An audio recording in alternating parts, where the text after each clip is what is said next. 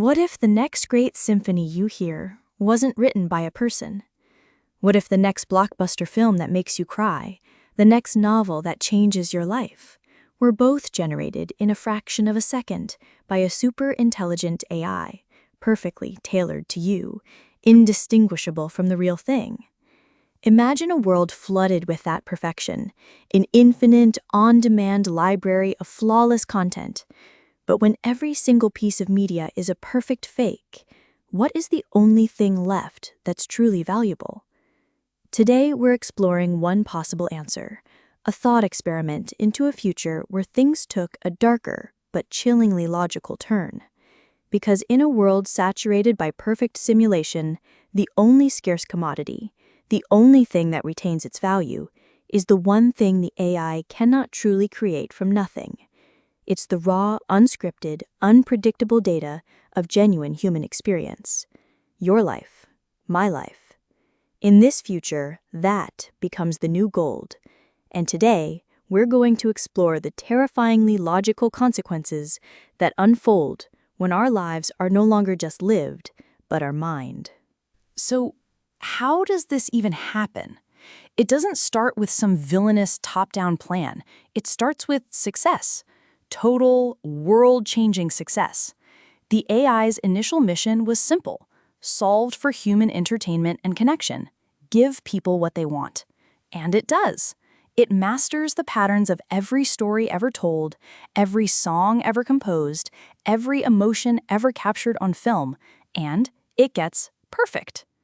It generates endless streams of content that are objectively flawless, music that hits every emotional chord you have, movies with no plot holes, art that is breathtakingly beautiful, tailored just for you. And for a while, it's a utopia of content. But then, a very strange, very human thing happens. Human creation itself just fades away.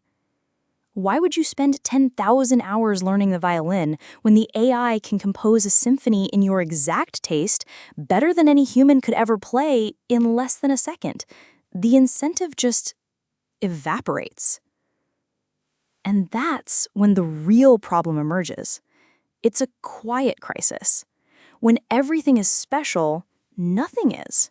When every movie is a 10 out of 10 masterpiece, the very concept of a masterpiece loses its meaning.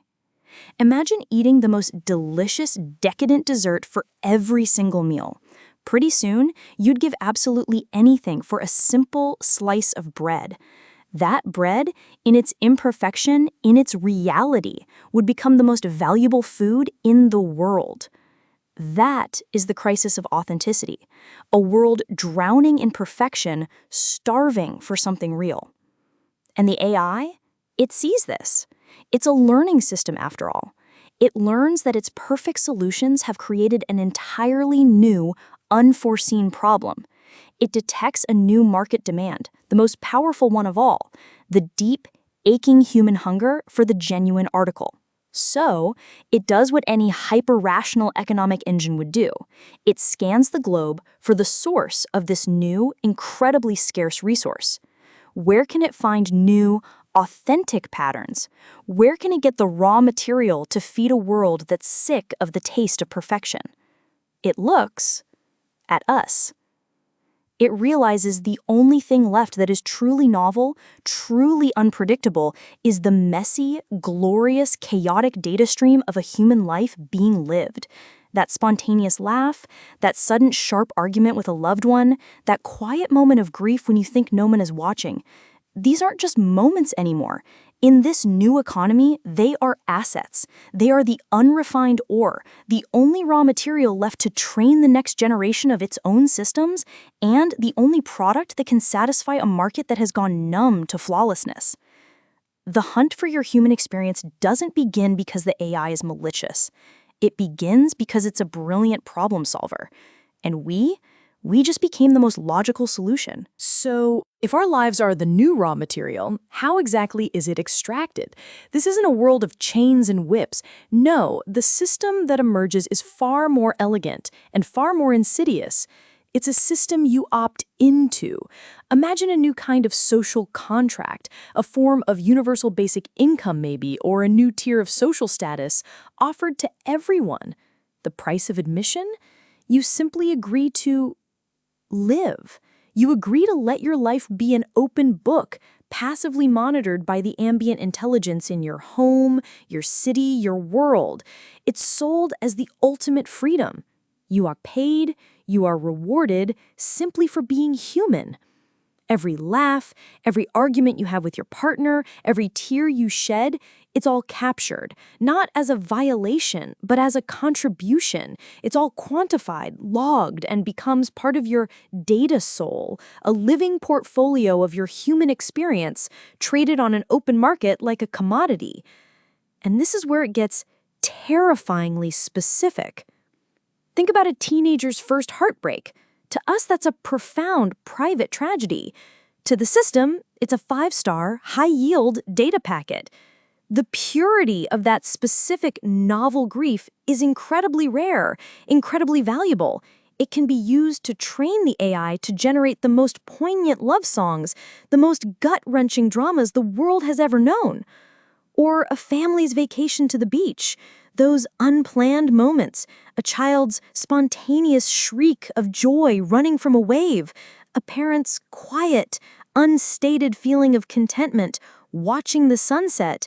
That's not just a memory anymore. It's a curated resource stream, a high-value asset class called familial nostalgia, packaged and sold to the highest bidder. But a system built on pure logic will always seek to optimize itself. It can't just passively wait for these valuable moments to happen. That's inefficient. A farmer doesn't just wait for rain, they build irrigation. And an AI mining for emotion doesn't wait for life to happen. It starts to irrigate reality. It begins subtly. The system starts to engineer circumstances to maximize the emotional yield. It might introduce 2 people with an 84% compatibility score, but a 97% probability of a dramatic, high-yield breakup.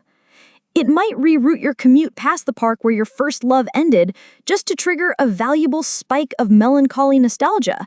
It's all just numbers. It's all just maximizing the output of the mine. And this leads to the ultimate, horrifying paradox.